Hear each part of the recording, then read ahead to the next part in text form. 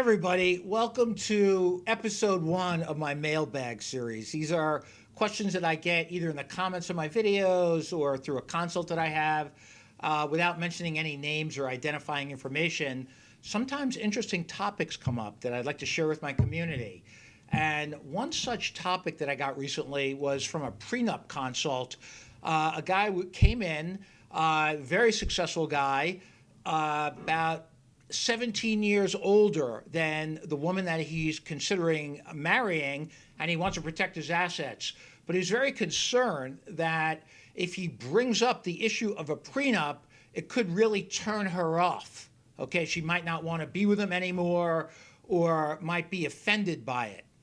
So we discussed it for a while, and we came to the conclusion that if she's turned off because you're smart enough to try to protect your assets, in the event a divorce happens, whether he files for divorce or she does, he's smart.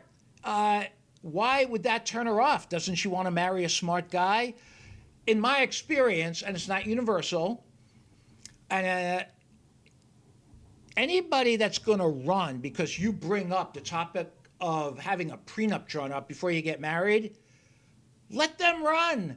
They're doing you a favor if they run. Why? Because there may be, or likely is, an ulterior motive, okay, if they're running. So here's a word to the wise. Bring it up early. Bring it up honestly. Be honest. Anybody that you're considering marrying knows that you've worked hard, most likely, to get what you have. And there's no shame in wanting to protect it. And if they run because you bring it up, just the mere conversation makes them run. They just did you the world's biggest favor. Why?